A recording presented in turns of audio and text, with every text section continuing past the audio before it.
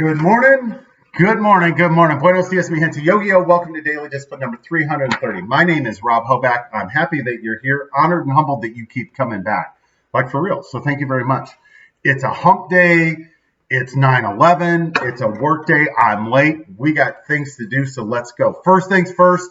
I'm still the realist. I'm also charmed. Yeah, we talk about this often, right? My charm life. Got more examples for you. Yeah.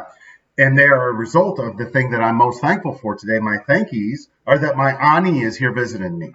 So for those of you who don't know what Ani means, that is the Japanese word for my big brother. And this dude, my Ani, is like my big brother. And it's just amazing how we find each other in life.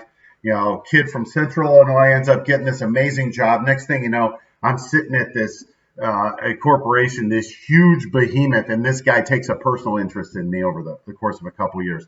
And we go from business associates to we have a friendship that then becomes a mentor relationship to where now it's like a brotherly love. And I'm so thankful that this guy's in my life. And I'm so thankful that he decided to stop here in Oklahoma as he was, he's traveling the country, enjoying his retired life. And he wanted to come visit me and decided to stay a couple days and get to meet my kids that he's heard all of these stories about for the last, 12 and a half years. And so now he's getting to meet them. And so last night, or yesterday afternoon, he was here, had just gotten into town, and Sam came home from school, came in, and I introduced him, and Sam was like, that's him. I'm like, yeah. And it got me emotional, right? Like it just, the realization of these worlds, it was awesome, right? And I love the fact that my son gets to see these types of relationships that become friendships that last a lifetime. Love it, love it, love it, love it. And so last night, as Ani and I are going out, and we went out to grab a bite to eat. Sitting there, a couple drinks in, all of a sudden, in comes the Godfather.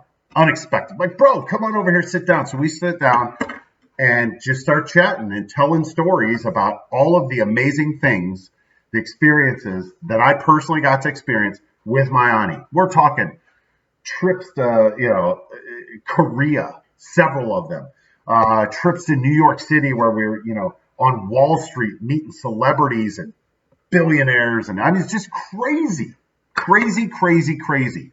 And there was a time that, I got to go to the Chargers game and sit in the owner's suite, with a couple. It's just craziness, right? Again, charm life, right? I would tell you that I don't know why I complain. I know why I complain. It's because poor Rob is still a part of me. And that guy wants to complain about everything because that's what poor people do. But, somebody who's trying to live their best life gets up every morning and says, yeah, you know what? I might have complained yesterday, but after thinking about it, I'm pretty thankful now. That's me, right? All right. So this is like my 10th take because I'm so fired up this morning. What I want to close with is, well, first I got a couple PSAs, right? PSA. So from yesterday, Nuke, I see you, bro, and I agree with you. I should have. The reason I chose not to talk about the Chiefs yesterday is I talked about football teams that, in my opinion, either exceeded expectations and had a big win, like that was better than I thought, or they did not meet expectations, and so they had a big loss. The Chiefs, quite honestly, in my opinion, that's what we expect from them. I still believe that they are. They have to be one of the two favorites in the AFC to go and win the. It's going to be them and the Patriots, provided, and they are dynamic. They are amazing, fun to watch. So didn't mean to omit them. No disrespect to the Chiefs. Just it's what I expect. And then so last night this news came out about Antonio Brown being accused of sexually assaulting his trainer. And it's awful, right? It's disturbing when you read the account of it. Feels a little bit like a cash grab, but it's like, you know what? Where there's smoke, there's fire, And just this season, all of this off the field nonsense, There was a story, a month ago about how he fired, at the Pro Bowl or the Super Bowl, racked up a $50,000 bill and then refused to pay the chef and then told his assistant, like, tell him to get out and tell him not to look me in the eye, like. Keep him. Seriously. The sooner we're done talking about that dumbass, the happier I'm going to be. Seriously. I feel like that shit gives football a bad name. People are like, oh, well, I should play football.